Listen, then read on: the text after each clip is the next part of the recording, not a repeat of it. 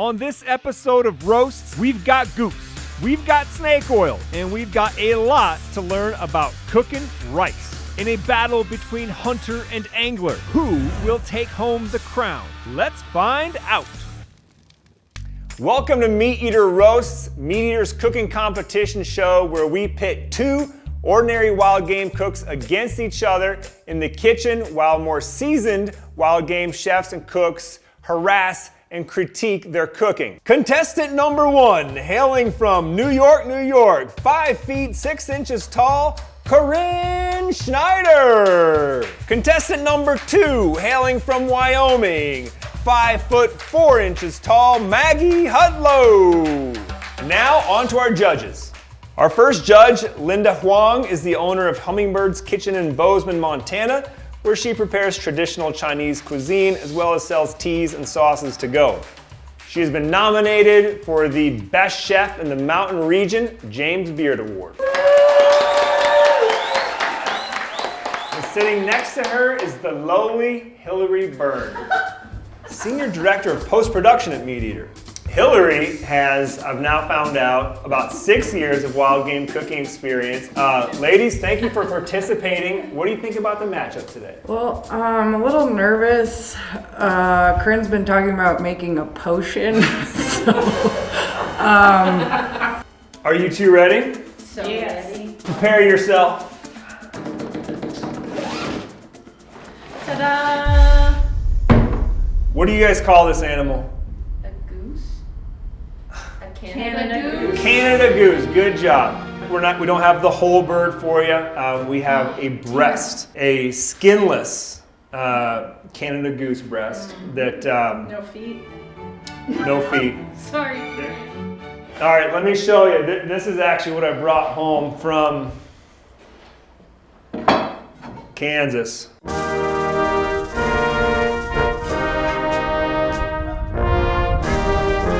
Shoot him! Nice. Is it bad to keep calling them ladies? No. Gals and ladies? Do you That's guys normal. prefer something else? Please let me know. Young women. Do you young women have any other questions? That seems totally natural. Are you damsels in distress?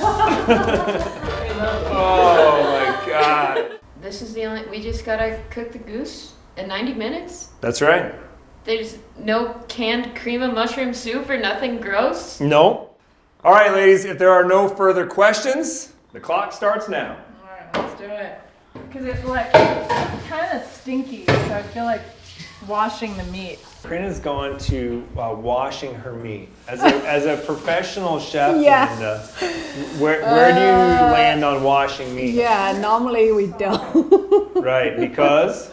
Keep the flavor, you know. Actually, sometimes washing the meat actually causes more germ. You're right, Yeah. introduce more bacteria, which is what Hillary was worried about. Off is- to a great start. is that this weekend we're gonna be sick. I'm gonna take some Pepto-Bismol right now. Yeah, it just has that funk. Okay, you decided to use both of the goose breasts, Yeah. and you've already trimmed, and you're already salting the meat. Yep. Why are you salting it now? Because the longer the salt sits in the meat, it's gonna make it taste better. I mean, ideally, if I had meat like this, I would salt it and let it sit in the fridge for overnight. Oh, really? Yeah, and I would leave it uncovered. Almost like brining it. Yep, it's like a dry brine essentially. So for right now, I'm gonna aim for like an hour-ish of brining time. Oh. The salt isn't going to be the only seasoning, but the salt is gonna help pull moisture out of the meat, so it's gonna help get a really good sear on this, and we're gonna treat it like a steak.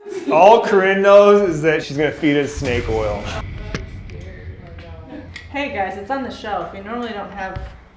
Oh, yeah, right. access to As this. like rancid, it's like rancid bacon grease. Yeah, that's actually interesting. Let me Wanna see. Smell? No. You really gotta get your nose in know, there, Yanni. I don't know if that's how it's supposed to smell. I don't know either. I have Or if never it's cooked with rancid. snake I oil. can smell from here now. Should we ask Steve? So, you know, it's in the kitchen. Yeah, it is. It's like, listen, it's some old, it might be a little rancid. I didn't make it. I can't speak to it. If you drink that snake oil, I'd be impressed. I'd also not be too far from a bathroom. I'd be, yeah, I may not be able to make our podcast tomorrow, so I'm thinking about it.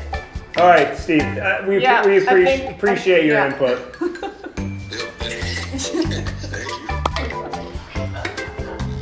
This is good. This is really just good. like soy sauce. It spices it up. How does one make bison garum? Garum is a process of fermentation. Heck yeah, that just, It's like a mellow that's umami delicious. soy sauce. I'm gonna use that. Yeah. That's got that. Extra. That's got that mega umami, right? Totally. That mega umami. You're just trimming, no ideas yet? No, I think I'm gonna do some kind of a stir fry. Okay. I never had a Canadian goose meat.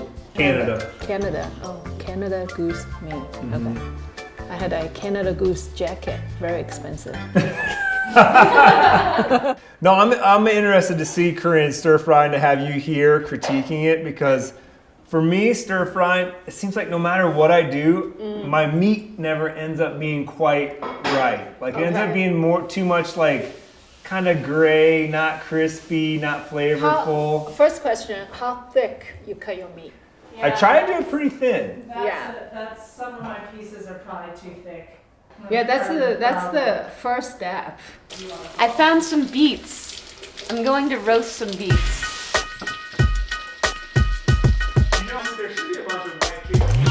Got all the time in the world, right? I mean,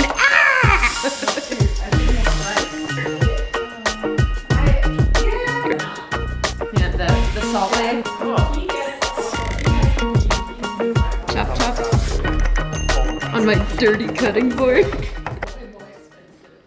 Oh my gosh. Right. Yeah, I'm curious about this beet situation. I'm just giving you guys some roasted vegetables, and this is gonna be like a steak style goose. And I'm gonna do like a sear in a cast iron and make like a nice pan sauce to go with it. That's what I'm talking about. Simple, it's how I cook a lot. It's easy and tasty. Should be. We'll see.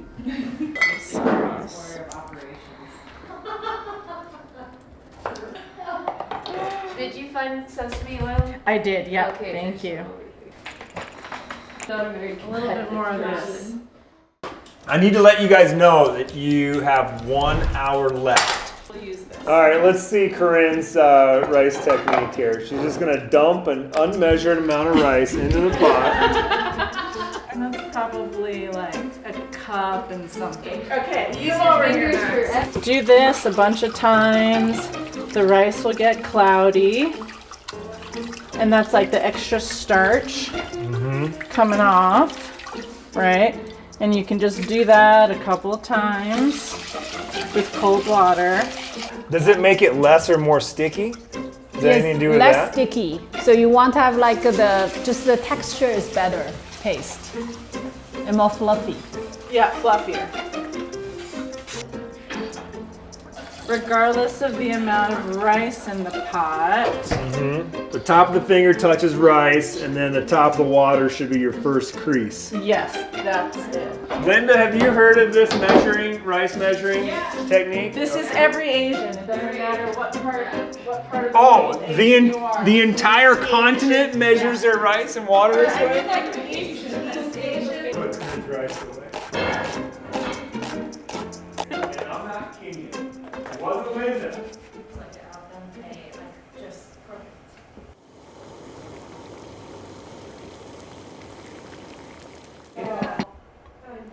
butter.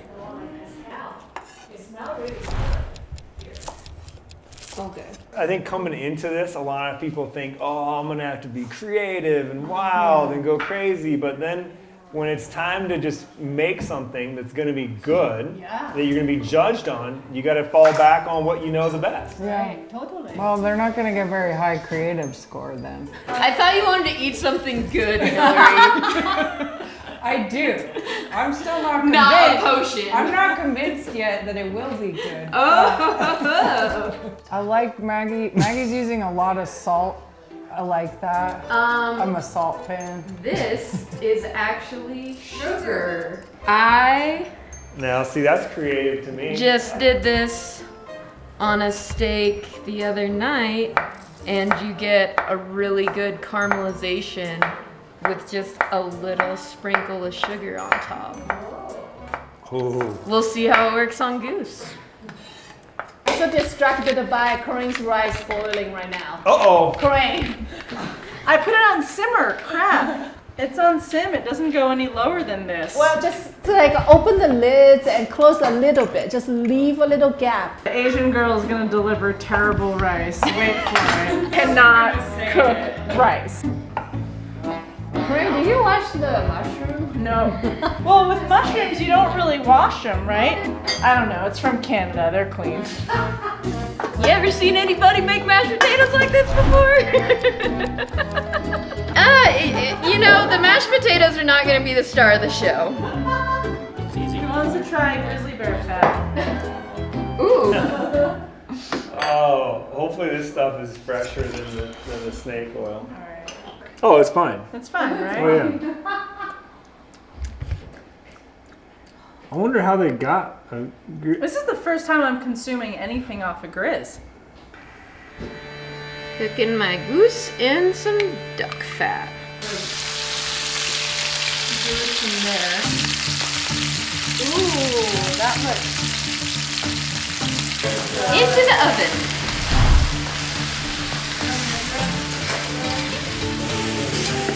I think this was not, it wasn't hot enough when I put this stuff in. So it's got a little bit of that, not what I want to be happening. A little too much meat in this wok. Now, when you see Oh my that God. much smoke coming out of the wok, is that No, okay? it's like too It's much. a little too I'm hot. trying to moderate the amount of fire here. Definitely burnt. Smell a little burnt.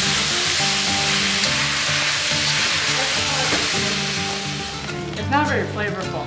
Well, you better fix that. It's missing something. Missing snake gotta oil. get it Did you put a salt in it? No, I didn't. Yeah, I was you gonna need say salt. I need salt. I always undersalt. But isn't Where's my pan? that what soy does? Right. No. I'm a supreme Oh. undersalter. No, you need a salt. But she could recover from that just by adding salt now, right? Oh, we see. I'm getting very judgmental now. You're in the seat of power. You need those electrolytes with all that jujitsu you're doing. Doggy.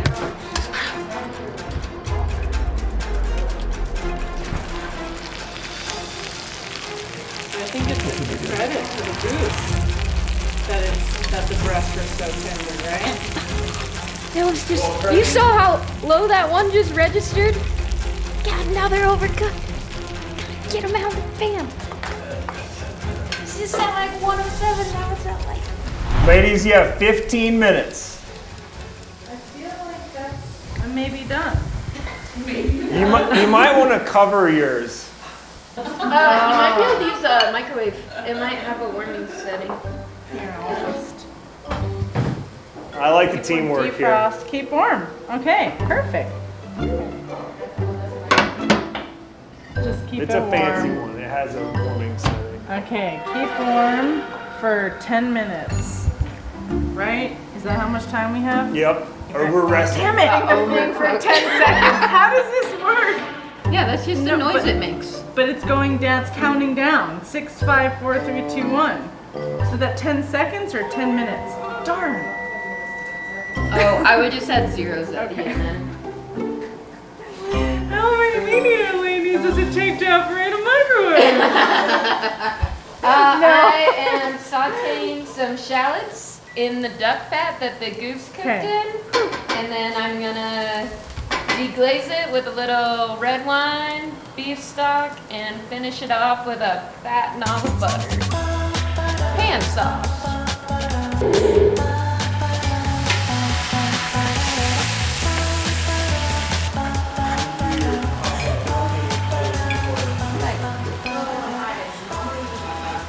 Toasting a couple of We should have a sesame very serious seeds like test in kitchen. Where like America's test this. kitchen. 6 minutes. Cut away. I got a plate. Pepper.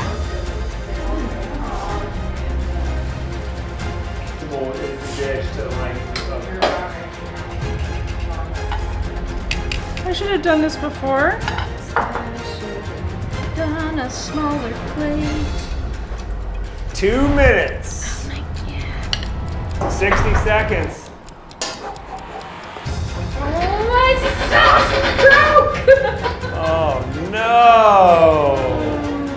I don't even know if I want to put this on here. The sauce looks. I hate it. I hate it. Do you want this one up there too? No, I want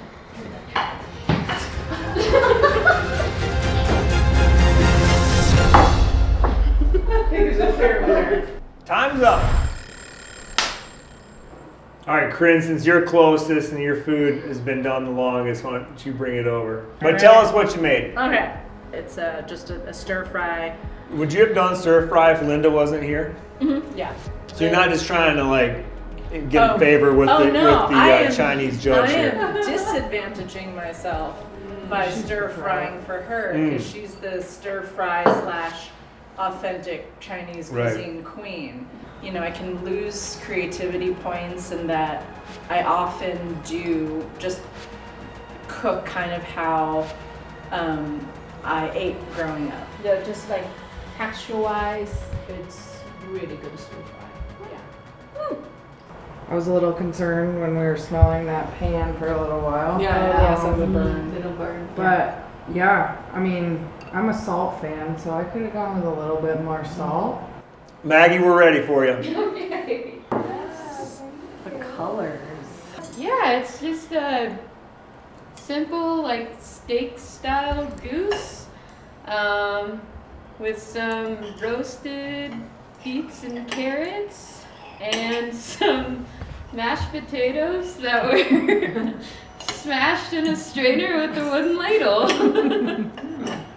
I'm trying to taste the salt, or the sugar that you put You on don't top. really taste it, it just sort of makes like a crusty, crunchy shell. The brine, I think, really did it magic. I feel like you can taste goose more here than you could in the stir fry, yeah? It's gonna be hard to pick a winner. We're gonna run you guys out of here for 10 minutes and we're gonna deliberate and score you, and then we'll bring you back in to choose a winner. We're gonna celebrate our victories of creating 2 wins with some coffee cups of wine. We look forward to seeing the answer. We look forward to seeing Seeing your answer. I've had a half a cup of wine already afterwards. It's gonna be a short work day for Maggie. I mean, it's really hard. I judge by, do I want to eat more, right? I want to eat more both of the dishes. So it is hard. And I have to be very critical. And I think the fact that you would serve it to someone else, Right. you know, that says a lot. Yeah. And I'll say it again that, you know, they both said that Maggie, I think, even though she's killed a bunch of waterfowl, she said she's only cooked goose once. Yeah. And Corinne said 0 times. Right. Yeah. Well, you know, Yeah. I gotta say what I would have liked to see is them branching out a little bit. They both said, you know, Corinne, this is what Corinne knows best from growing up, and Maggie does this at home. And I didn't Well, I gave them both a low creativity Same. score, Yeah, but it's yeah. the same. Yeah, exactly. And I trust that you guys can do simple math. No, I can't. I'm the only You want a Chinese who cannot do calculator? math. We're gonna roast Linda's math Yeah, right. skills. Don't talk with mouthful of food. Don't tell me what to do. Linda made it so that there is not going to be a tie. Maybe my math is wrong. Smells like wine in here. We've just been in here talking shit. Yeah, we've just been... Remember, you're mic'd up. Yeah, I know. Okay. We were actually just talking shit about whose goose was better. You two did so great. We are so impressed. We've said it a couple of times over now that you, for having cooked goose once and you 0 times, to then whip this up is so impressive. But I was going to ask the judges, if you didn't know that that was Canada goose breast, what would you have thought you were eating? The stir fry can even taste like beef tenderloin. Yeah, Right. yeah, like Yeah. same with Maggie's dish. You like if you don't say that's a goose, you You'd definitely probably say guess beef. Yeah, Right? Dark yeah. meat. yeah. All right. Well, on to the scoring. We had to pick a winner. So, out of a possible 120 points, 120. Corinne, you had 95. Maggie, 96, which makes you the winner. Yeah, Mag. That's a good game! Very good game. You guys did so good, we decided to rename this episode to MeatEater Toast. So Maggie, since you're the winner, you get to decide where the $500 donation to conservation goes. You know, since it was such a close game, do you think Corinne and I could split the donation? You 100% can split it up. That would be awesome. I would like my half of the donation to go to the Wyoming Wildlife Federation. Is that where our friend Jess Johnson works? Sure is. They do a lot of really important work at the legislature stuff with Wyoming. Mm-hmm. Corinne, where do you want your half to go? Yeah, pheasants forever and quail forever. They're a little duo. Cool. Pheasants Forever and the Wyoming Wildlife Federation are the winners today. And you guys at home, don't throw away your goose breasts. Eat them up. Look how easy this was in 90 minutes. These two whipped up some absolutely fabulous meals. So thank you again for watching, and we'll see you at the next episode. Opossum would eat till it was a sin. Then, Lord, we eat more possum.